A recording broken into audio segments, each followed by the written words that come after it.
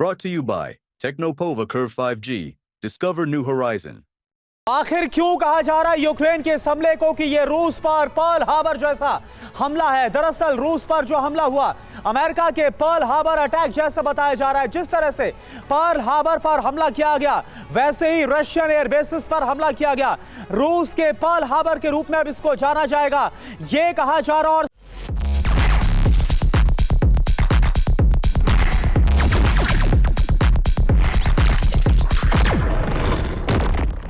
सैन्य ब्लॉगर हैं रोमान अखिलिन, उनकी तरफ से इस बात का दावा है। रूस में आखिर हुआ क्या, अब आप जान लीजिए। रूस के 5 सैन्य अड्डों पर एक साथ हमला किया गया, एक साथ 5 सैन्य ठिकानों को दहला दिया गया। यूक्रेन के एयर स्ट्राइक में बड़ी तबाही मची है, यह यूक्रेन का दावा है।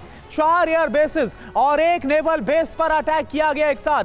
84 साल पहले क्या हुआ था, जिस पर्ल हार्बर का साल 1941 का जिक्र कर रहे हैं, तारीख याद है आपको। अमेरिका के पर्ल हार्बर नेवी बेस पर 7 दिसंबर 1941 को यह अटैक हुआ था।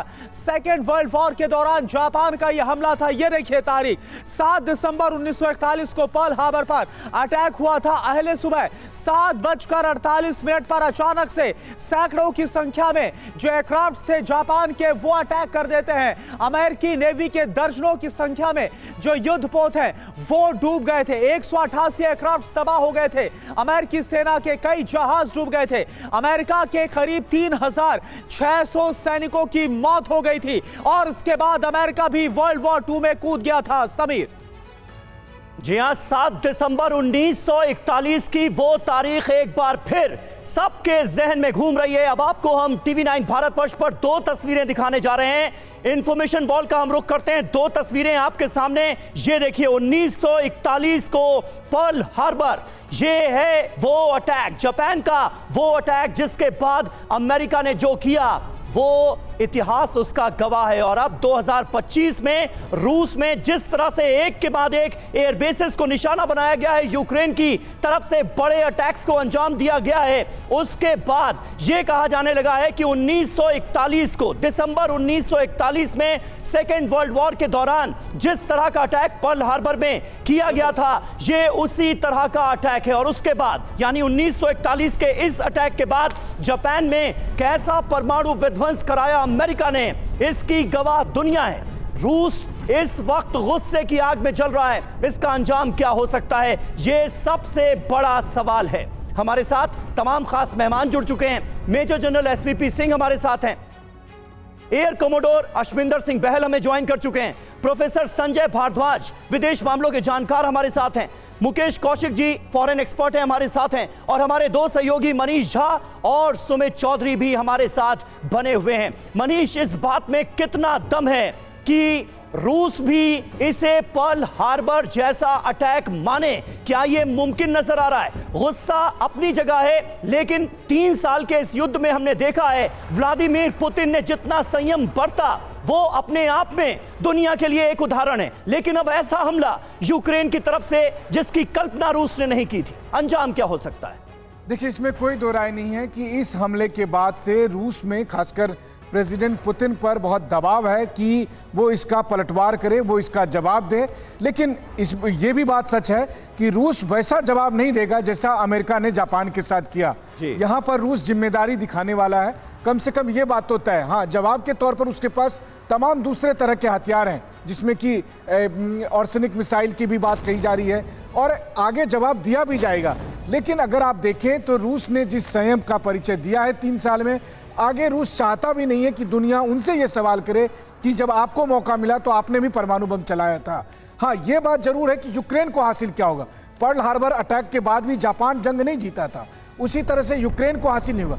पिछले 1 महीने में 580 वर्ग किलोमीटर जमीन यूक्रेन खो चुका है। रोजाना 15 वर्ग किलोमीटर जमीन पर रूस का कब्जा होता जा रहा है। और ऐसी स्थिति में यूक्रेन को एक ही चीज हासिल हो रही है, वो है हेडलाइन मैनेजमेंट। फिर चाहे आप क्रीमिया पुल पर हमला करके करें या फिर इस 5 एयरबेस पर अटैक करके करें, लेकिन असलियत यही है कि जमीनी स्तर पर यूक्रेन को इन सब में बहुत ज्यादा कुछ हासिल हो नहीं पा रहा है। बिल्कुल, और हमने देखा भी इस अटैक के बाद किस तरह से मनीष कहा गया ज़ेलेंस्की की तरफ से कि ये हम अपनी आजादी की जंग लड़ रहे हैं, यानी कि वो इलाके जहां पर रूस का कब्जा है, जब तक उन्हें छुड़ा नहीं लिया जाता तब तक ज़ेलेंस्की युद्ध करेंगे। यूक्रेन के हमले से रूस में इस वक्त कोहराम मचा हुआ है। रूस के 5 सैन्य ठिकानों पर बड़ा हमला कर दिया है यूक्रेन ने। रूस के 4 एयरबेस पर यह यूक्रेन की बहुत बड़ी एयर स्ट्राइक थी।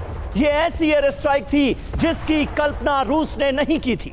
रूस के एक नेवल बेस पर भी बड़ा हमला हुआ है। यूक्रेनी अटैक से दहल उठे रूस के एयरबेस। और इस हमले को लेकर एक और बड़ी खबर क्या है, यूक्रेनी हमले में 5 रूसी एयरबेस को भारी नुकसान। रूस के 40 से ज्यादा बॉम्बर तबाह हो गए हैं। यह यूक्रेन की तरफ से दावा किया जा रहा है। बहुत बड़ा नुकसान, बहुत गहरी चोट पहुंचाई है इस हमले में, जो बीते 3 साल में नहीं हुआ, 2022 के बाद नहीं हुआ, वो अब हुआ। ये देखिए आप। और रूस के खिलाफ यूक्रेन का ये ऑपरेशन वेब है। यूक्रेनी ड्रोन हमले से पूरे रूस को दहला दिया गया है। रूस के बेलाया और ओलेनिया एयरबेस पर ये बड़े अटैक अंजाम दिए गए। हमले के बाद एयरबेस पर धुएं का गुबार नजर आया। तस्वीरें आपके सामने हैं। यूक्रेन के ऑपरेशन वेब ने रूस को दहला कर रख दिया है। और देखिए आप एक और बड़ी खबर, पर्ल हार्बर। जी हां, रूस पर पर्ल हार्बर जैसा यूक्रेन ने हमला किया।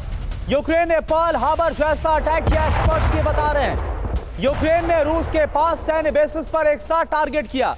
रूस के 5 सैन्य बेस पर जबरदस्त तबाही, यानी 1941 को रिपीट कर दिया गया पर्ल हार्बर की तरह हमले के जरिए।